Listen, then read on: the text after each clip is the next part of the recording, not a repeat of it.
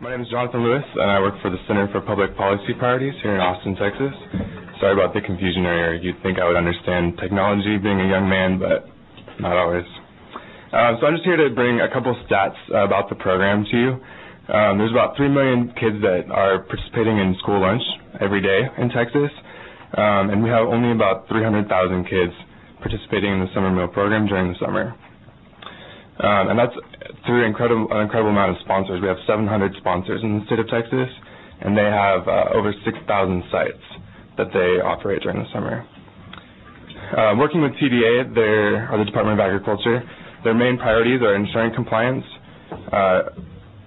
creating accurate reporting, financial reporting, and accountability, which are all three incredible things that we need to focus on, but makes it difficult for them to also focus on outreach and developing positive or strong sponsors for the program. It is a difficult program to run because of all the requirements and the reporting, and we need sponsors that are familiar with the program and that have the support they need to run the program. And so just a couple examples of some issues that we see and some areas that a plan like this could address. We have a ton of small school districts who are required by law to operate this program, but they don't quite have the bandwidth that they need to do it. So a lot of them are waving out of the program and don't have the capability to seek out partners in the community or have the time to build a program or find someone else to help them run it. A plan like this could develop a system to connect these school districts with local organizations that could help them run their program. We also have very small nonprofits who have the same issue. They don't have the capacity to operate a government program such as this. They have staff that are passionate about this issue, but they don't necessarily know how to keep up with the accounting and everything else that's required of it. And I wanted to give one specific example from two amazing women out in San Angelo. Mary Herbert and Carol Rigby are two retired women out in San Angelo who have decided to take on hunger in their community, specifically summer hunger. They built this incredible summer program that serves about 900 kids a day, and they did it all using private funds, which is insane to me.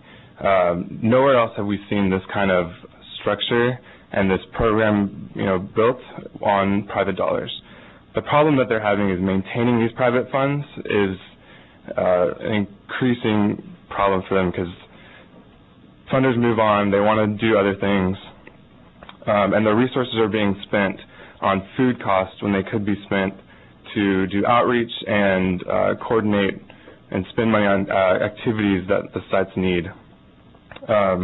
So even there out in San Angelo, they're looking to move towards a more sustainable model and trying to find a sponsor that can connect them with these federal dollars for food.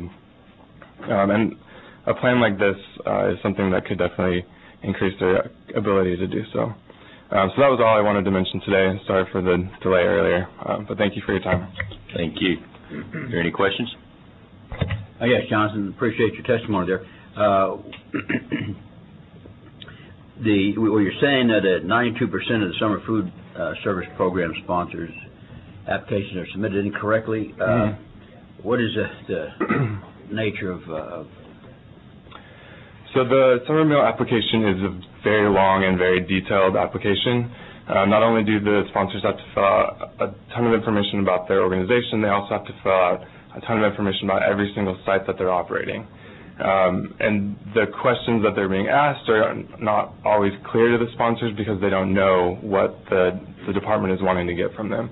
And so the agency is reporting that people are submitting it twice and they're still not correct. And that's very valuable time that the agency has to go back to each sponsor and say, you didn't do this right, you didn't do this right, this is actually what we need. And it's costing a ton of time, and not just for the department, but for these small nonprofits that are, just stretched as it is. So if a plan like this were to address the challenges for sponsors to fill out this application, not only will we save time for the department, but we'll make this whole program easier, and people could spend time on outreach and building activities and programs like that really matter. So it's basically cutting the bureaucracy? Yeah, I mean, just educating people on what is required for this application. People they're not sure what they're being asked, and so they just fill it out blindly, and it's incorrect, and so they have to go back to the agency and work with them to get it done. And when you have over 700 sponsors, that's a lot of people that the agency is trying to work with. Hopefully the study will help eliminate some of those problems, simplify the system. Definitely. Thank you. Representative Kleinsmith? I missed something. Is the form that you're talking about for the application, is that a state promulgated form or is it a federal form? The state develops the form, but they are asking, for the most part, things that are required by the federal government through the program. Okay. And they just switched to an online version of it, so before it was all done on paper, which is very time-consuming. The idea of it being online is to have pre-populated fields, so sponsors, when they're returning, will have most of their information already on there, and they would just need to update certain information. Thank you. Any other questions for Mr. Lewis? Do we track the name of the kids that are in these programs? The name of the kids? No. Okay. There's no registration required to participate. And then, because one of the stories we heard earlier, one of my concerns is that we clearly think that we have some abuse cases, and I'm curious as whether those are being reported back to Child Protective Services. If we're giving hundreds of dollars for food and they're not giving any of the food to the kids, I mean, there's clear abuse cases, and I'd like to know whether we're reporting those. I wasn't here for the story of the abuse, but... Okay. Well, and maybe the chairman can touch on it when it closes. It's just a concern I have. Thank you. Any other questions? No, thank you for coming to see us. Thank you. Today.